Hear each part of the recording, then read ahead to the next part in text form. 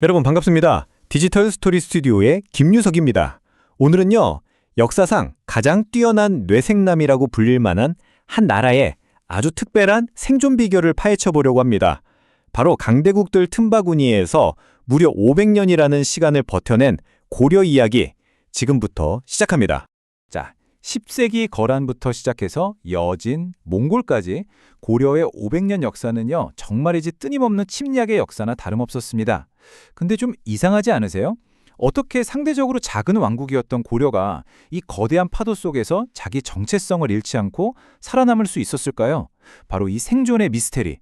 이게 오늘 우리가 함께 풀어볼 핵심 질문입니다. 이 질문에 대해서 서울대 이익주 교수는 아주 흥미로운 키워드를 제시하는데요. 고려 생전의 핵심 동력은 막강한 군사력이 아니라 바로 외교적 지능, 영어로는 Diplomatic Intelligence였다는 겁니다. 그러니까 격동의 시대를 헤쳐나간 고도의 전략적인 사고, 이것이야말로 고려가 가진 진짜 무기였다는 거죠. 그럼 고려의 그 뛰어난 외교적 지능은 대체 어디서 나왔을까요? 그 시작은 바로 이 독특한 세계관에 있습니다. 당시 고려는 스스로를 변방 국가가 아니라 해동천하, 그러니까 세상의 또 다른 중심이라고 생각했어요. 그래서 남쪽에 있는 송나라와는 문화를 교류하면서 자부심을 챙기고 북방 민족 간의 실리를 챙기는 아주 유연하고 실용적인 균형 감각을 가졌던 겁니다. 자, 그럼 실제 사례를 한번 볼까요? 너무나도 유명한 서희의 단판입니다. 거란이 80만 대군을 이끌고 쳐들어왔을 때 모두가 공포에 떨었죠. 하지만 서희는 그 칼의 위험 너머에 있는 상대의 속내를 정확히 꿰뚫어 봤습니다. 거란의 진짜 목표가 고려를 정복하는 게 아니라 송나라와 큰 전쟁을 앞두고 혹시 모를 배후의 위협을 미리 제거하려는 것이라는 걸 말이죠. 바로 그 통찰 하나가 판을 완전히 뒤집어 버립니다. 먼저 상대의 숨은 의도를 간파했죠. 그리고는 오히려 사실 우리도 당신들과 교류하고 싶은데 여진족 때문에 못하고 있다면서 공세적으로 협상에 나섭니다. 그 결과는요, 정말 놀랍습니다. 땅을 뺏기기는커녕 오히려 강동 6주를 얻어내는 외교적 대승리를 거두게 되죠. 이야, 이것이 바로 외교적 지능의 힘입니다. 우리가 흔히 굴욕의 시대라고만 알고 있는 원간섭기조차도 사실 다른 시각으로 볼 수 있습니다. 당시 세계를 정복한 몽골 제국에 완전히 흡수될 수도 있었던 위기에서 고려는 부마국, 즉 황제의 4위 나라라는 지위를 일종의 주권 방패막으로 활용한 겁니다. 이건 국가의 정체성을 지키기 위한 최소한의 방어막이었고 아주 치열한 생존 기술이었던 셈이죠. 그렇다면 고려 외교를 관통하는 핵심 원칙은 대체 뭐였을까요? 이 세 개의 톱니바퀴가 완벽하게 맞물려서 돌아갔다고 볼 수 있습니다. 첫째, 적과 나를 정확히 아는 정보력. 그리고 둘째, 명분보다는 실리를 택하는 유연함. 마지막으로 셋째, 힘의 차이는 인정하되 결코 자신을 잃지 않는 당당한 자존감. 이 세 가지가 고려를 그냥 판을 읽는 관찰자가 아니라 판을 직접 흔드는 플레이어로 만든 원동력이었습니다. 자, 그런데 말이죠. 정말 이게 전부일까요? 고려는 정말 이 천재적인 지능 하나만으로 500년을 버텨낸 걸까요?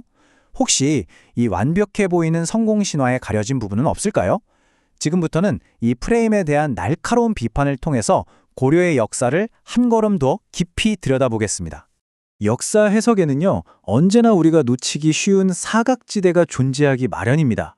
그래서 지금부터 우리는 외교천재 고려라는 이 서사 이면에 숨어있는 네 가지 학술적인 비판, 즉 네 개의 사각지대를 함께 짚어보려고 합니다. 이건 그냥 비판을 위한 비판이 아니라 역사를 더 온전하게, 더 입체적으로 이해하기 위한 필수 과정이라고 할 수 있죠. 첫 번째 사각지대는 바로 시대착오의 문제입니다. 실리외교 같은 지금의 개념을 1000년 전 중세사회에 그대로 적용하는 건 어쩌면 당시 사람들의 세계관을 왜곡할 수 있다는 지적이에요. 두 번째는 군사력의 역할을 축소했다는 점입니다. 서희의 단판이 성공할 수 있었던 그 배경에는요, 안융진 전투의 승리처럼 고려군의 강력한 군사적 저항이 든든하게 버티고 있었습니다. 외교는 결코 쉼없이 이루어지지 않거든요. 세 번째 사각지대는 원간섭기를 지나치게 긍정적으로 본다는 겁니다. 부마국 지위가 생존 전략이었던 건 분명 맞지만 그 이면에는 혹독한 내정 간섭과 수탈, 그리고 수많은 백성들의 고통이 있었다는 사실을 우리가 놓쳐서는 안 되겠죠. 마지막은 역사의 도구화 문제입니다. 과거의 어떤 사례를 오늘날의 정답인 것처럼 바로 가져다 쓰는 건 복잡한 외교 문제를 너무 단순하게 만들어버릴 위험이 있다는 겁니다. 자, 그럼 이 지점에서 우리는 하나의 딜레마에 빠지게 됩니다. 한쪽에는 완벽하게 고증은 됐지만 조금은 건조하게 들릴 수 있는 학계의 시각이 있고요. 다른 한쪽에는 대중의 흥미를 확 끄는 외교 천재 같은 스토리텔러의 시각이 있습니다. 우리는 이 둘 사이에서 어떤 균형을 잡아야 할까요? 역사를 바라볼 때는요, 저는 두 개의 렌즈가 모두 필요하다고 생각해요. 바로 현미경과 망원경입니다. 현미경의 렌즈는 아주 작은 오류도 없이 팩트를 검증해서 과거를 있는 그대로 보존하려고 하죠. 반면에 망원경의 렌즈는 시대의 거대한 흐름이나 패턴을 포착해서 오늘을 위한 교훈을 찾으려고 합니다. 이 둘은 절대 서로를 배척하는 관계가 아닙니다. 바로 이 문장이 그 해답을 제시해 줍니다. 위대한 역사 담론은 현미경의 날카로운 비판을 수용하면서도 망원경의 과감한 통찰을 포기하지 않을 때 탄생한다. 그렇습니다. 엄밀한 사실 검증과 대담한 해석, 이 두 가지가 만날 때 비로소 역사는 우리에게 살아있는 지혜가 되어주는 거죠. 우리가 역사에서 얻어야 할 진짜 전략적인 통찰은요, 단순히 좋은 결과를 보고 와, 대단하다 하고 박수치는 게 아닙니다.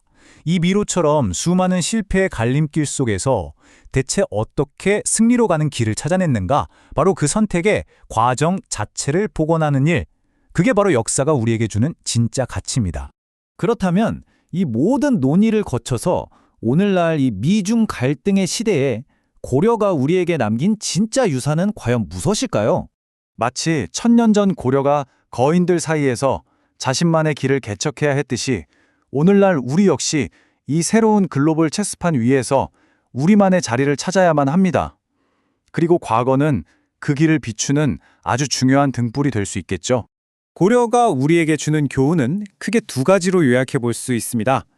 첫째, 이야기의 전체를 읽어야 한다는 겁니다. 화려한 성공뿐만 아니라 그 이면에 있었던 혹독한 대가와 모순까지도 전부 끌어안아야 합니다. 그리고 둘째, 나만의 판을 짜야 한다는 겁니다. 정해진 운명에 수동적으로 반응하는 대신 상대의 의도를 파악해서 내가 주도하는 새로운 판을 만들어야 한다는 거죠. 마지막으로 이 문장을 꼭 기억했으면 합니다. 외교는 구걸이 아니라 우리가 가진 패를 어떻게 보여줄 것인가의 싸움이다. 1000년 전 고려가 오늘날 우리에게 던지는 가장 묵직한 생존의 화두가 아닐까 싶습니다.